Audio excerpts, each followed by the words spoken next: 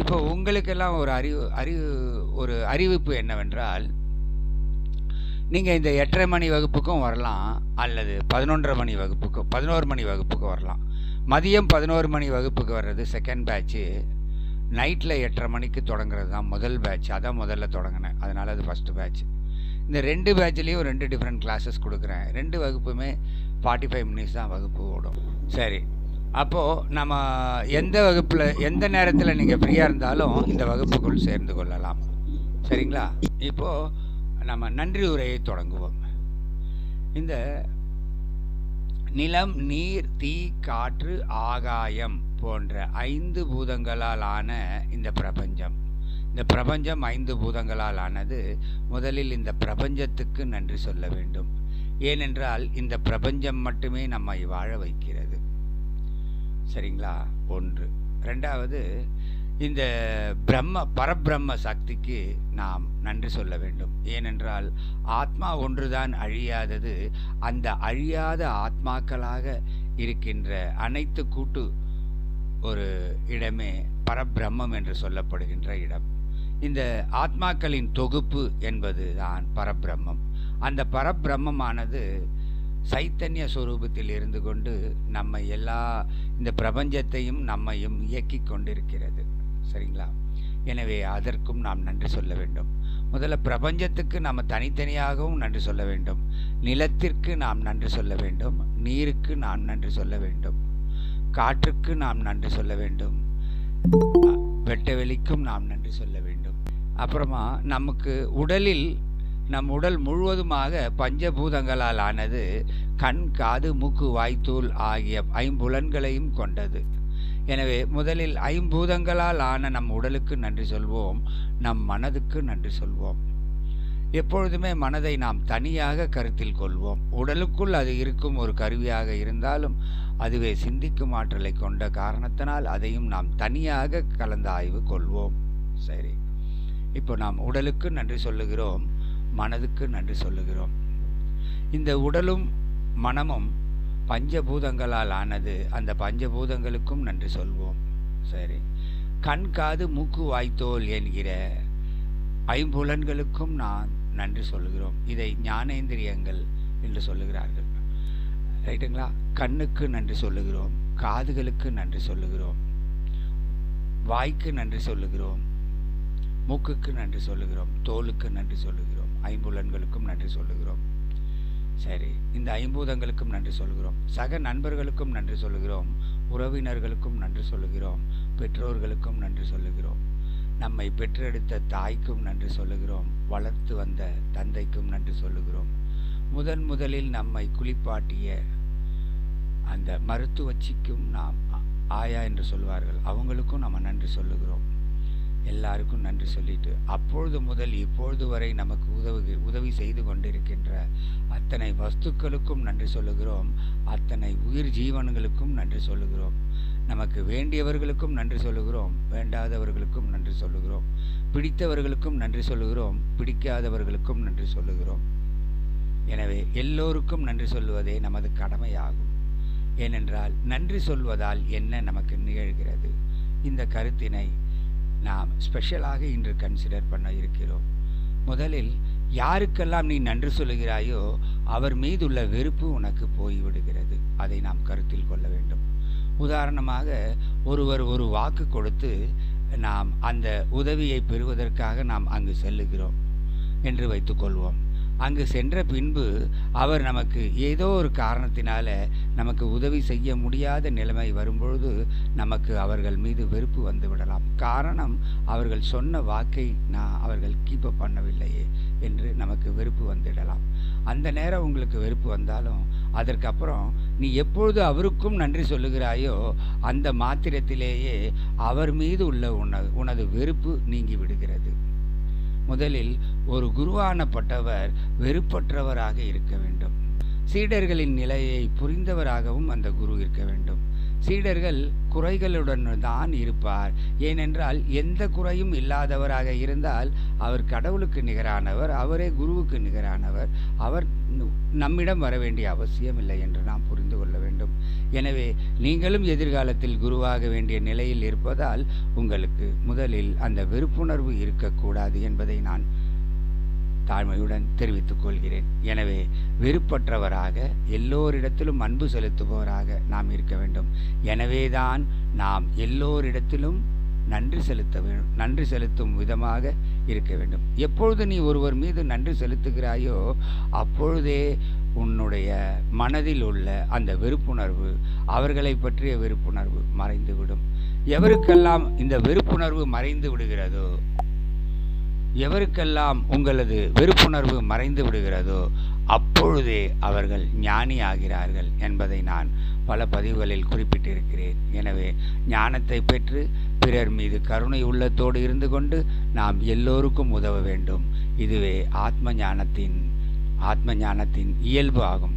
ஆத்ம ஞானத்தை கொண்டவரின் இயல்பாக இருக்க முடியும். சரி, பிரபஞ்சத்தை நோக்கி please forgive me, please forgive me, please forgive me, please forgive me.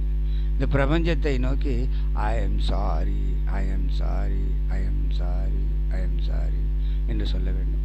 பிரபஞ்சத்தை நோக்கி I love you, I love you, I love you, I love you, I love you என்றும் சொல்ல வேண்டும். இவ்வாறு சொல்லுவதன் மூலம் நம் மனதில் உள்ள எண்ணங்கள் தூய்மையான எண்ணங்களாக மாறி கெட்ட எண்ணங்கள், கோபம், வெறுப்பு போன்ற துர்குணங்கள் யாவும் நீங்க பெறுகிறோம். இதை நீங்க பெற்ற நிலையில் நம் மனம் சாத்வீக குணத்தில் இருக்கிறது. இந்த சத்துவ குணத்தில் இருக்கும் நமது மனம் என்ன செய்யணும்? தொடர்ந்து அதிலேயே பயணித்து ஆத்ம ஞானத்தை அடைய முயற்சிக்க வேண்டும். எல்லோருக்கும் நன்றி கூறிவிட்டு நான் வகுப்பை தொடங்குகின்றேன். சரி, எனது சீடர்களுக்கு நன்றி. முதலில் எனது சீடர்களுக்கு நன்றி செலுத்துகிறேன். எவ்வாறு ஒவ்வொரு சீடனும் உண்மையான குருவை தேடிக்கொண்டே இருக்கிறார்களோ, ஒரு குரு கிடைப்பது மிகவும் அரிது என்று சொல்லிக் கொள்கிறார்களோ, அதை போலவே ஒரு குருவுக்கும் சீடர்கள் அமைவது அபூர்வம்தான். நல்ல சீடர்கள் அமைவது அபூர்வம்தான். அந்த நல்ல சீடர்களை பெற்று எல்லோரும் ஞானத்தை பெறுமாறு கேட்டுக்கொள்கிறேன். சரி, நல்லதுதான். நமக்கு கடவுளை பற்றிய, இறைவனை பற்றிய நல்ல அறிவு பெற்றுக்கொண்டோம். கடவுள் நம் மனதுக்குள்ளேயே நம் உடலுக்குள்ளேயே இருக்கின்றார். நம் உடலுக்குள்ளேயே இருப்பார். நம்முள் நாமே ஐம்புலன்களை மடக்கி மனதை உள்நோக்கி பயணிக்க செய்தால் உடனே நமக்கு இறைவனே நம் ஆத்மாவாக, உயிராக வீற்றிருப்பதை நாம் உணரலாம். இந்த சக்தியின் மூலம் இறைவன் எங்கு இருக்கிறார், என்ன செய்து கொண்டிருக்கிறார், அவரை நாம் உணர வேண்டுமா போன்ற முக்கிய நல்ல கேள்விகளுக்கு விடை காணுகின்றோம். சரி, கடவுள் கோவில்களும் இல்லை, சிலைகளிலும் இல்லை, முதலில் உன் உள்ளத்தில் தான் இருக்கிறார் என்பதை புரிந்து கொள்ள வேண்டும். இருப்பினும் கோவில்களுக்கு செல்ல நேரிட்டால் அங்கு யாரேனும் கோவில் கற்சிலைகளை இறைவனாக கும்பிட்டால் அவர்களிடம் நாம் வாக்குவாதத்தில் ஈடுபடாமல் அவர்கள் உணர்வுகளுக்கும் நாம் மதிப்பளித்து மரியாதை செலுத்தி, அதனால நம்ம கருத்துக்கு மாறுபட்ட கருத்தில் அவங்க இருந்தாலும் கூட நாம் அவர்கள் மீது வெறுப்பு செலுத்தாமல் நாமும் என்ன பண்ணணும்னா அங்கிருக்கும் சிலைகளை வணங்கிவிட்டு வர வேண்டும். ஏன்னா சிலைகளில் தான் உயிர் இல்லையே என்று நினைக்கும் பொழுது நமது உயிர், நமது ஆத்மா அந்த சிலையில் இருப்பதாக நினைத்து அந்த சிலையை வழிபடலாம், தவறில்லை. அந்த மாதிரி பிறருக்கும் துன்பம் தராமல், பிறர் எண்ணங்களுக்கும் மதிப்பளித்து கொண்டு, பிறர் மீது வெறுப்பு காட்டாமல் அவர்களையும் நாம் நண்பர்களாக, சகோதரர்களாக பாவித்து அவர்கள் மீது அன்பு செலுத்த வேண்டும். முதலில் அன்பு செலுத்த தெரியாதவன் மனிதனே அல்ல. அன்பு செலுத்த தெரியாதவன் மனிதனே அல்ல. முதலில் நாம் அன்பு செலுத்த தொடங்க வேண்டும். அன்பு என்பது என்ன? பிற மனிதர்கள் மீது நாம் காட்டும் பிரியம்தான் அன்பு எனப்படுவது. அதுவே நாம் பிள்ளைகள் மீதோ சிறுவர்கள் மீதோ காட்டினோம்னா அதை பாசம் என்கிறோம், பிரியம் என்கிறோம். இதையே நமக்கு மேலானவர்கள் மீது அந்த அன்பை செலுத்தினால் அதை பக்தி என்கிறோம். இறைவன் மீது செலுத்துகின்ற அன்புதான் பக்தி எனப்படுவது.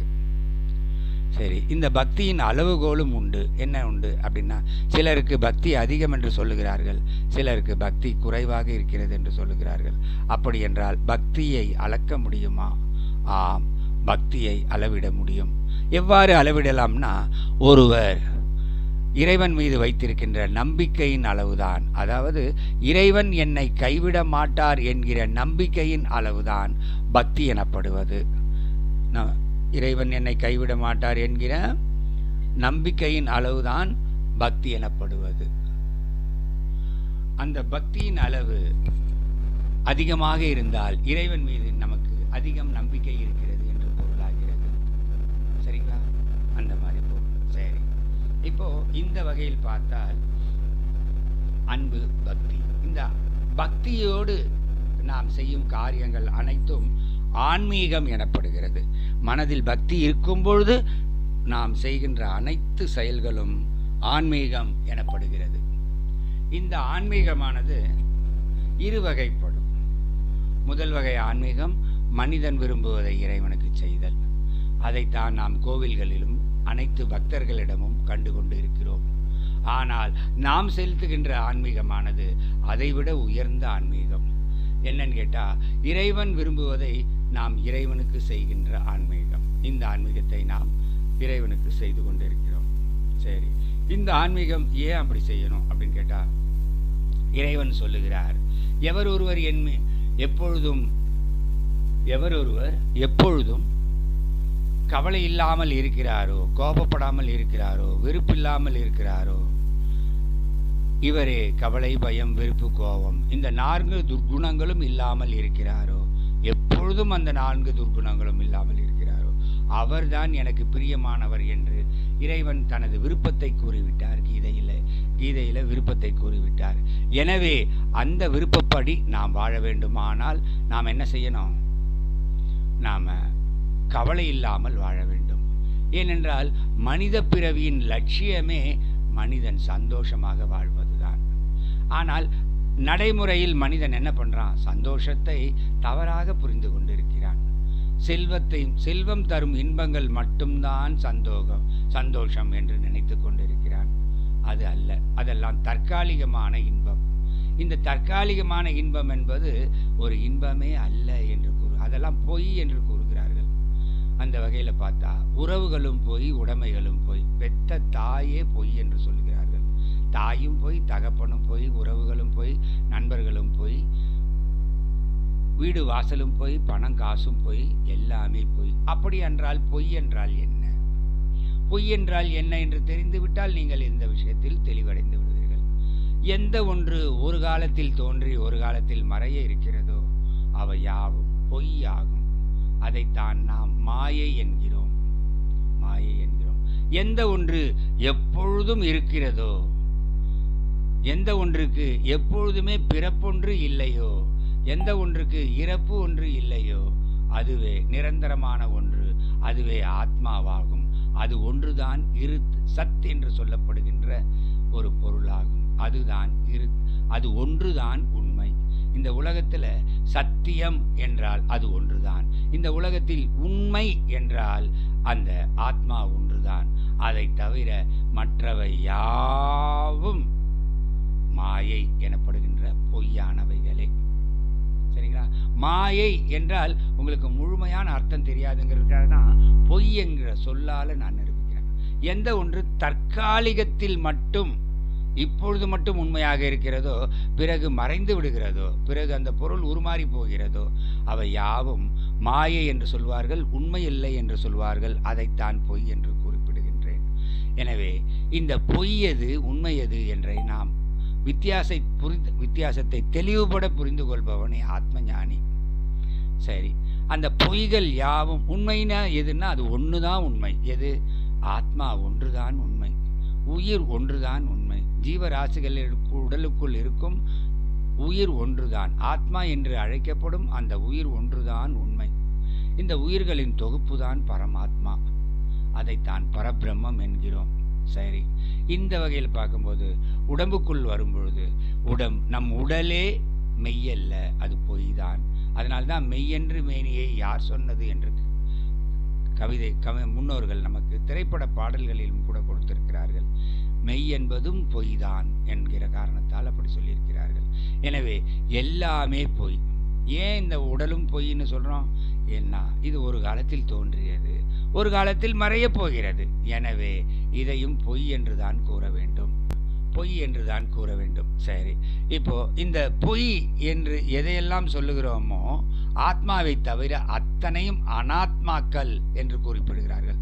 அனாத்மா என்றால் ஆத்மா அல்லாதது, அவை யாவும் அனாத்மாக்கள். அந்த அனாத்மாக்கள் எல்லாமே என்னன்னா பொய்யானவை.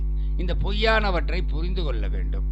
எல்லா அனாத்மாக்களும் பொய்யானவை என்று தெரிந்துவிட்டால் நாம் எதை தொலைத்தாலும் எதை இழந்தாலும் நாம் அழமாட்டோம், கவலைப்பட மாட்டோம், வருந்த மாட்டோம், நமது மனம் பாதிக்காது. இதையெல்லாம் நாம் புரிந்து கொள்ள வேண்டும். சரி, இது ஒரு புறம் இருக்க, ஆத்மா ஒன்றுதான் நித்தியம், மற்றவை யாவும் அனித்தியம். அப்போ அனித்தியம், மாயை, பொய்யானவைகள், வஸ்துக்கள் எல்லாம் ஒன்றுதான். சரிங்களா? நல்லது. இந்த ஆத்மா அனாத்மா வேறுபாடை எவன் ஒருவன் முழுமையாக புரிந்து கொள்கிறானோ அவனே ஆத்ம ஞானி. இந்த நிலைக்குத்தான் நாம் செல்ல இருக்கிறோம். சரி, இதற்கு அடுத்தபடியாக நாம் என்ன வந்திருக்கிறோம்? இதுக்கு அடுத்தபடியாக அப்படின்னு கேட்டால் கடவுளை பற்றிய நல்ல அறிவை பெற்றோம். அப்போ கடவுள் என்ன கூறுகிறார், இறைவன் என்ன நம்ம இடம் எதிர்பார்க்கிறார். ஏன்னா இறைவன் விரும்புவதை நாம் செய்வதுதான் உன்னதமான ஆன்மீகம். அந்த ஆன்மீகத்தை தான் நாம் செய்து கொண்டிருக்கிறோம். மேலும் குறிப்பிட்டு சொல்ல வேண்டுமானால் இந்தியாவில் மட்டும் 40,000 இந்து விஷ்ணு கோயில் இருக்குது, 40,000 சிவன் கோயில் இருக்குதுன்னு சொல்கிறாங்க. 40,000 சிவன் கோயில், 40,000 விஷ்ணு கோயில் இருக்குதுன்னு சொல்கிறாங்க. நீ இந்த 80,000 கோயிலுக்கும் ப்ளஸ் முருகன், விநாயகர், அம்மன் கோயிலெலாம் கூட இருக்குது, மசூதிகள் நிறைய இருக்குது, சர்ச்சுகள் நிறைய இருக்குது, அப்புறம் கிறித்துவ ஆலயங்கள் நிறைய இருக்குது. எல்லா கோயில்களுக்கும் ஆலயங்களுக்கும் சென்று வந்தாலும் கூட அதைவிட உன்னதமான ஆன்மீகம் எது என்றால் 4 சுவற்றுக்குள் நீ கவலையற்று இருந்தால் அதுவே சிறந்த ஆன்மீகம் என்று கீதையில் கண்ணன் கூறுகின்றார். எனவே கீதையில் கூறும், கண்ணன் கூறும் அந்த ஆன்மீகத்தை ஃபாலோ பண்ணி நாம் கவலையற்று வாழ்வது நமது கடமையாகும். இதுவே நமது மனித பிறவியின் லட்சியமாகும், இலக்கு என்று கூட சொல்லலாம். சரி, எவ்வாறு கவலையற்று வாழ்வது? நம்ம 60 ஆண்டு காலமாக இது நாள் வரை நமக்கு எவ்வளவு வயது ஆகியிருக்கிறதோ அத்தனை ஆண்டு காலமாக கவலையுடனேயே வாழ்ந்து விட்டோமே.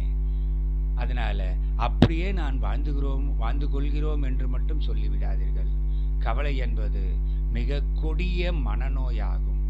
அது போன்ற ஒரு கொடுமையான நோய் எதுவும் இல்லை என்று கூட சொல்லலாம். ஒரு சிறிய கவலையே இருந்தாலும் கூட அதையே சில நேரங்களில் அதையே சிந்திச்சுக்கிட்டு இருப்போம். அதனால் என்ன ஆகிடும்னா அந்த கவலையே பெரிய கவலையாக மாறிடும். பெரிய கவலையாக மாறினதுக்கு அப்புறமும் அதை விடாமல் தொடர்ந்து அதையே சிந்திச்சுக்கிட்டு இருப்போம். அதையே சிந்திச்சுக்கிட்டு இருக்கும்பொழுது என்ன ஆகும்னு கேட்டால் நம்ம மனசு பாதிப்புக்குள்ளாயிடும். பாதிப்புக்குள்ளானதுக்கு அப்புறமாவும் நம்ம அதை சிந்திச்சுக்கிட்டே இருப்போம். அப்போ என்ன ஆகும்னா நீண்ட காலமாக அதே மன பாதிப்பில் இருக்கும் பொழுது கடைசியில் நமக்கு மனம் பித்து பிடித்து போகிறது, பைத்தியம் பிடித்து விடுகிறது, அல்லது சில நேரங்களில் நாம் தற்கொலையும் செய்து கொள்கிறோம். ஆக என்ன சொல்ல வராங்கன்னா, இங்கே ஒரு ஞானத்தை உருவாக்கி தந்திருக்கிறேன். என்னன்னு சொன்னா, என்னுடைய பக்தர்களுக்கு, ஆத்ம ஞான பக்தர்களுக்கு நான் எப்பொழுதும் இந்த ஞானத்தை கொடுப்பேன். எவ்வளவு சிறிய கவலையே ஆயினும் அதையே தொடர்ந்து சிந்தித்து கொண்டிருந்தால் அதுவே பெருங்கவலையாக மாறி நம்மை பைத்தியம் பிடிக்க வைத்துவிடும் அல்லது தற்கொலைக்கு தூண்டிவிடும். ஆக இந்த கவலைக்கு நம்மை கொல்லும் அளவுக்கு சக்தி உண்டு. எனவேதான் இந்த கவலையின் சக்தியை, கவலை என்பதுதான் மனிதனின் எதிரி ஆயிற்றே. எனவே நமது எதிரியின் பலத்தை நாம் புரிந்து கொண்டு அவனை வெல்வதற்கான வழியை காண வேண்டும். சரியா? சகலவிதமான கவலைகளிலிருந்தும் மனிதன் விடுபட்டால் மட்டும்தான் அவன் ஆனந்தமாக வாழ முடியும், நிரந்தர ஆனந்தத்தோடு வாழ முடியும். கவலையற்று வாழ்வதுதான் நமது கடமை. அப்ப கவலையற்று வாழ்வதற்கு வழிமுறைகளை தேட வேண்டும். எனவே இறைவனிடம் நாம் கேட்டோம்னா அவர் என்ன சொல்றாரு? விரைவில் ஒரு குரு கிடைக்க பெறுவாய்ன்னு சொல்லிட்டு போயிடுறாரு. மறைஞ்சிடுறாரு. நீங்களும் பல காலமாக குருவை தேடி அலைகிறீர்கள். இப்பொழுது நான் தான் குரு என்று கூறிக்கொள்கிறேன். அப்போ எவர் ஒருவர் தன்னைத்தானே குரு என்று சொல்ல முடியும் என்கிற சந்தேகம் உங்களுக்கு வருகிறது. ஒரு குரு எவ்வாறு தன்னைத்தானே குரு என்று சொல்லிக் கொள்ளலாம் என்கிற சந்தேகம் வருகிறது. இப்போ பாருங்கள், பாட புத்தகங்களில் இருக்கிற அறிவை நாம் பயன்படுத்தி டைரெக்டாக மதிப்பெண் எடுத்து விட முடியாது எக்ஸாமில். ஏன்னா அந்த புத்தகத்தில் இருக்கும் அறிவை எடுத்து சொல்லி விளக்கமாக எடுத்து சொல்வதற்கு நமக்கு ஒரு ஆசிரியர் தேவைப்படுகிறார். அவரை குரு என்று கூறுகின்றோம். அதை போலவே மெய்ஞான உலகத்தில் பகவத்கீதையில் இருக்கும் கருத்துக்களை எவரொருவர் அந்த கருத்துக்களை பயன்படுத்தி எவரொருவர் உங்களது மனக்கவலைகளை நீக்கும் சக்தி கொண்டவராக இருக்கிறாரோ